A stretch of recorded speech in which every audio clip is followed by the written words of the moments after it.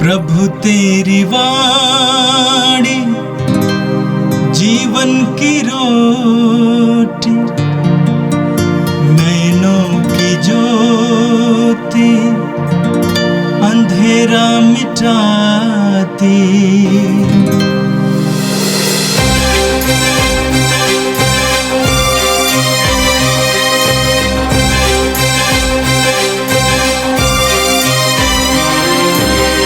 प्रभु तेरी वाणी जीवन की रोटी, नैनों की ज्योति अंधेरा मिटाती। प्रभु तेरी वाणी जीवन की रोटी, नैनों की ज्योति अंधेरा मिटाती। वाणी वाणी वाणी वाणी वाणी पवित्र है, शाश्वत है, जीवन का मन्ना है। 10 जुलाई शुक्रवार।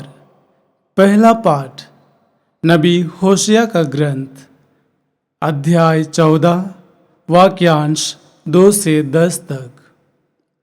हे इस्राएल, अपने प्रभु ईश्वर के पास लौट आओ, क्योंकि तुम अपने पापों के कारण गिर गए हो। प्रार्थना का चढ़ावा लेकर प्रभु के पास आओ और उससे यह कहो, हमारा अपराध मिटा दे और हमारा सद्भाव ग्रहण कर। हम तुझे बलि पशुओं के स्थान पर यह निवेदन चढ़ाते हैं। असुर हमें बचाने में असमर्थ है। हम फिर कभी अपने घोड़ों पर भरोसा नहीं रखेंगे और अपने हाथों की बनाई हुई मूर्ति से नहीं कहेंगे, तू हमारा ईश्वर है। हे प्रभु, तू ही अनाथ पर दया करता है। मैं उनके विश्वासघात का घाव भर दूंगा। मैं सारे हृदय से उनको प्यार करूंगा, क्योंकि मेरा क्रोध उन पर से दूर हो गया है। मैं इस्राएल के लिए ओस के सदृश बन जाऊंगा। वह सोसन की तरह खिलेगा और लेबानोन के बालूत की तरह जड़ें जमाएगा। उसकी टहनियाँ फैलेंगी, उसकी शोभा जैतून के सदृश होगी और उसकी सुगंध लेबानोन के सदृश। इस्राएली फिर मेरी छत्र छाया में निवास करेंगे और बहुत सा अनाज उगाएंगे। वे दाखबारी की तरह फलेंगे फूलेंगे और लेबानोन की अंगूरी की तरह प्रसिद्ध हो जाएंगे। अब इफ्राइम को देवमूर्तियों से क्या, मैं ही उसकी सुनता और उसकी सुध लेता हूँ। मैं सदाबहार सनोबर के सदृश हूँ, मुझसे ही उसे फल मिलते हैं। जो समझदार हैं वह इन बातों पर विचार करे। जो बुद्धिमान है वह इन्हें अच्छी तरह जान ले। प्रभु के मार्ग सीधे हैं, धर्मी उन पर चलते हैं, किंतु पापी उन पर ठोकर खाकर गिर जाते हैं। यह प्रभु की वाणी है। संत मत्ती के अनुसार पवित्र सुसमाचार अध्याय 10 वाक्य 16 से 23 तक। ईसा ने कहा, मैं तुम्हें भेड़ियों के बीच भेड़ों की तरह भेजता हूं, इसलिए सांप की तरह चतुर और कपोत की तरह निष्कपट बने रहो। मनुष्यों से सावधान रहो, क्योंकि वे तुम्हें अदालत के हवाले कर देंगे और अपने सभागृहों में तुम्हें कोड़े लगाएंगे। तुम मेरे कारण शासकों और राजाओं के सामने पेश किए जाओगे, जिससे मेरे विषय में तुम उन्हें और गैर यहूदियों को साक्ष्य दे सको। जब वे तुम्हें अदालत के हवाले कर रहे हों, तो ये चिंता नहीं करोगे कि हम कैसे बोलेंगे और क्या कहेंगे। समय आने पर तुम्हें बोलने को शब्द दिए जाएंगे, क्योंकि बोलने वाले तुम नहीं हो, बल्कि पिता का आत्मा है जो तुम्हारे द्वारा बोलता है। भाई अपने भाई को मृत्यु के हवाले कर देगा और पिता अपने पुत्र को, संतान अपने माता पिता के विरुद्ध उठ खड़ी होगी और उन्हें मरवा डालेगी। मेरे नाम के कारण सब लोग तुमसे बैर करेंगे, किंतु जो अंत तक धीर बना रहेगा उसे मुक्ति मिलेगी। यदि वे तुम्हें एक नगर से निकाल देते हैं तो दूसरे नगर भाग जाओ। मैं तुमसे ये कहता हूं, तुम इस्राएल के नगरों को चक्कर पूरा भी नहीं कर पाओगे कि मानव पुत्र आ जाएगा। ये प्रभु का दिव्य सुसमाचार है। ख्रिस्त प्रभु की जय। मेरे प्रिय भाई और बहनों, आज का पहला पाठ होसिया नबी के ग्रंथ के अध्याय 14 से लिया गया था। संत पौलुस रोमियो के पत्र के अध्याय 6 वाक्य 23 में कहते हैं, पाप का वेतन मृत्यु है। पाप का वेतन मृत्यु है। जो पाप करता है वो मृत्यु की ओर ढकेला जाता है, वो मृत्यु प्राप्त करता है। समूची बाइबल हमें सिखाती है कि पाप विनाशकारी है, लेकिन उसी बाइबल में हम पढ़ते हैं कि हमारा प्रभु हमारे सामने एक सुंदर बात रखते हैं। वो है पश्चाताप के द्वारा मनुष्य को जीवन पुनः प्राप्त होता है। आज के पहले पाठ में प्रभु सीधे हमसे बात करते हैं। प्रभु कहते हैं, इस्राएल अपने प्रभु ईश्वर के पास लौट आओ, क्योंकि तुम अपने पापों के कारण गिर गए हो। प्रभु कहते हैं कि तुम्हारे पास एक ही उपाय है, मेरे पास लौट आओ, मेरे पास लौट आओ, क्योंकि तुम गिर गए हो। लूकास के सुसमाचार के अध्याय 15 उठाइए। प्रभु यीशु ने वो सुंदर दृष्टांत हमें सुनाया, उड़ाऊ पुत्र का दृष्टांत। उड़ाऊ पुत्र अपने पिता की संपत्ति लेकर परदेश गया था। सारी संपत्ति समाप्त हो गई। खाने भर के लिए वो मोहताज था। तब उसने होश में आकर निर्णय लिया, मैं अपने पिता के पास लौट जाऊंगा। उसके सामने दूसरा कोई उपाय नहीं था। दुख, पीड़ा, परेशानियों को झेलने वाले हर एक मनुष्य के लिए प्रभु की ओर से यही संदेश है, अपने प्रभु के पास लौट आओ। कैसे लौट आना है? प्रार्थना का चढ़ावा लेकर प्रभु के पास आओ। प्रार्थना का चढ़ावा लेकर उसके पास आओ और उससे ये कहो, हमारा अपराध मिटा दे, हमारा सद्भाव ग्रहण कर। ईश्वर के सामने अपने पापों के लिए माफी मांगो। ईश्वर से कहो कि हमने अपराध किया है, हे ईश्वर तू ही हमें छुटकारा दे सकता है। लोगों की ओर से क्या प्रतिक्रिया है? लोगों की प्रतिक्रिया भी होसिया प्रकट करते हैं। लोग कहते हैं, हम फिर कभी अपने घोड़ों पर भरोसा नहीं रखेंगे और अपने हाथों की बनाई हुई मूर्ति से नहीं कहेंगे तू हमारा ईश्वर है। ईश्वर खुश हो जाता है और कहता है, मैं उनके विश्वासघात का घाव भर दूंगा। मैं उनके विश्वासघात का घाव भर दूंगा। मैं सारे हृदय से उनको प्यार करूंगा, क्योंकि मेरा क्रोध उन पर से दूर हो गया है। मैं इस्राएल के लिए ओस की सदृश बन जाऊंगा। वह सोसन की तरह खिलेगा और लेबानोन के बालूद की तरह जड़ जमाएगा। आगे प्रभु कहते हैं, इस्राएली फिर मेरी छत्र छाया में निवास करेंगे। इस्राएली फिर मेरी छत्र छाया में निवास करेंगे और बहुत सा अनाज उगाएंगे। वे दाखबारी की तरह फलेंगे फूलेंगे और लेबानोन की तरह अंगूरी तरह प्रसिद्ध हो जाएंगे।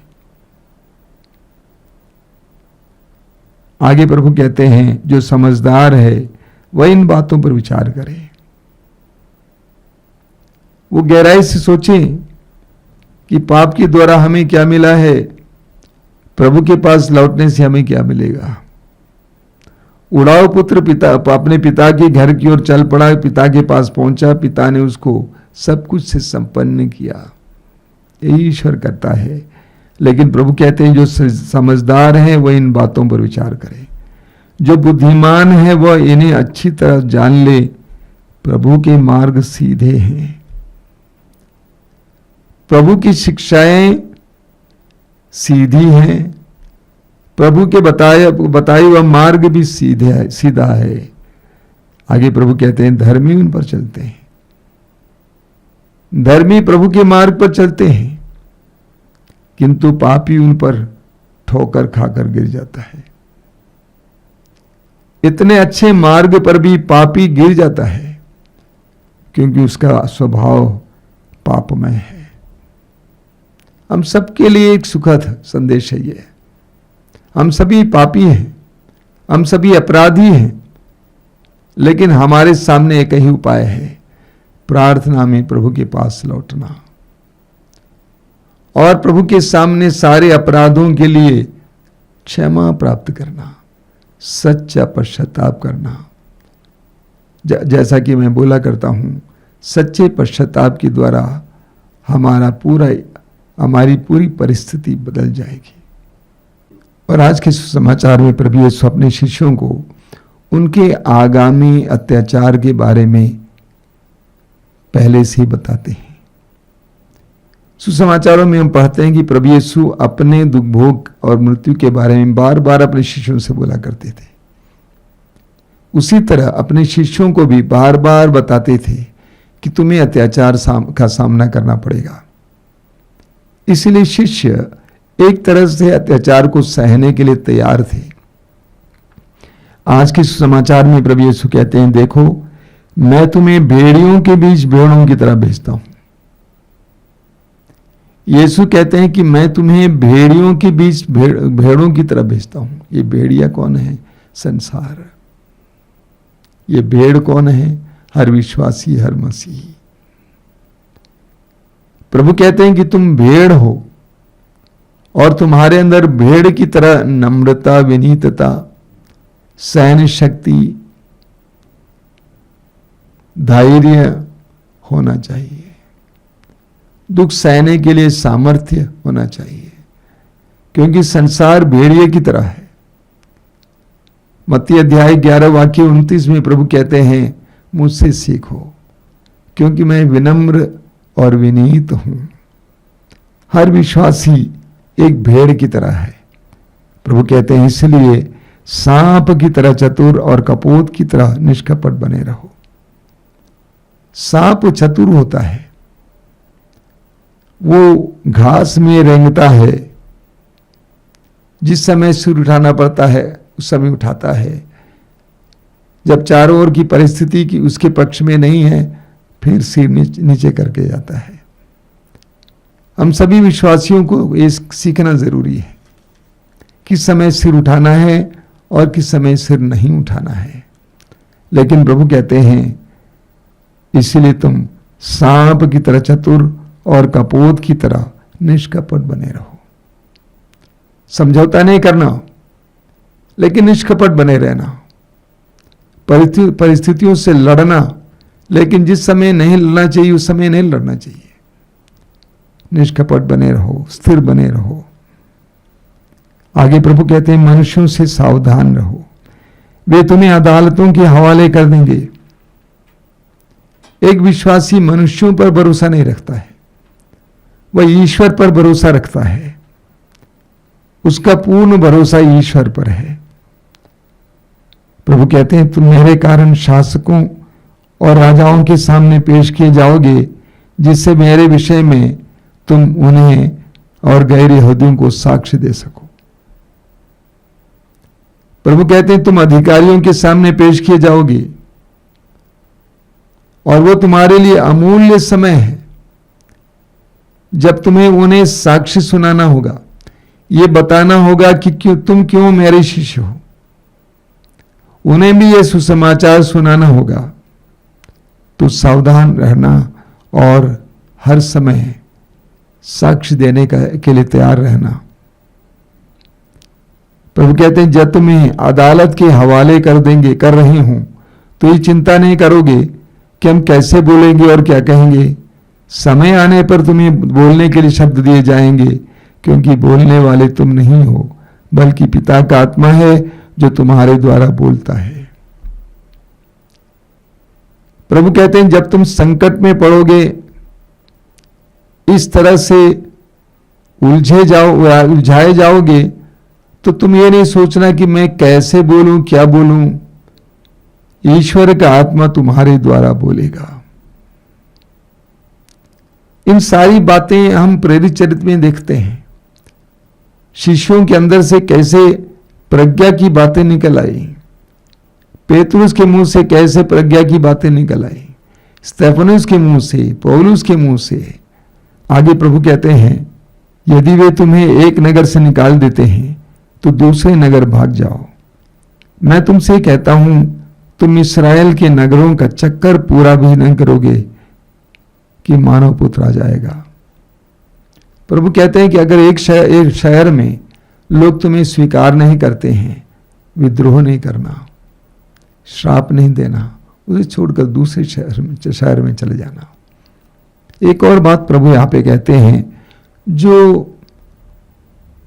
जिसका अर्थ हम समझ नहीं पाते हैं, कि प्रभु कहते हैं जब तक तुम पूरे इस्राएल का चक्कर नहीं काटोगे तब तक मानव पुत्र आया होगा। इसको हम समझ नहीं पाते हैं, लेकिन एक बात सच्चाई है। प्रभु कहते हैं कि अत्याचार बना रहेगा, और हम जानते हैं कि सदियों से मसीहियों पर अत्याचार चलता रहा है, आज भी चल रहा है। हो सकता है प्रभु यही कहना चाहते थे कि मेरे आने तक मेरे शिष्यों पर, विश्वासियों पर, मसीहियों पर अत्याचार बना रहेगा। मेरे प्रिय भाई और बहनों, ये सारी बातें प्रभु हमें डराने के लिए नहीं बोल रहे हैं। प्रभु हमें ये समझाने के लिए बोल रहे हैं कि परिस्थितियां कितनी ही विकट रहें, हमारे विपरीत रहें, और हमेशा ये रही है, प्रभु कहते हैं तुम दृढ़ बने रहो। तुम्हारे अपने लोग तुम्हारा तिरस्कार करें, दंड दिलवाएं, तुम दृढ़ बने रहो। तुम्हें मेरे शिष्य बने रहना है। आइए हम प्रार्थना करें। प्रभु यीशु, हम तुझे धन्यवाद देते हैं आज के सुंदर वचनों के लिए। हम तुझसे प्रार्थना करते हैं कि तेरे लिए, तुझ पर विश्वास करने के कारण दुखों को हम सहन कर सकें। जब परिस्थितियां हमारे विरुद्ध होती हैं, उन क्षणों में भी धैर्य बनाए रखें। हम भेड़ों की तरह बर्ताव करें, नम्र, सहनशील। ये प्रभु यीशु वचनों को सुनने वाले मेरे भाई बहनों को आशीर्वाद देना। आज का संपूर्ण दिन उनके लिए आशीष का कारण बने। आमीन। प्रभु तेरी वाणी जीवन की रोटी, नैनों की ज्योति अंधेरा मिटाती। वाणी वाणी वाणी वाणी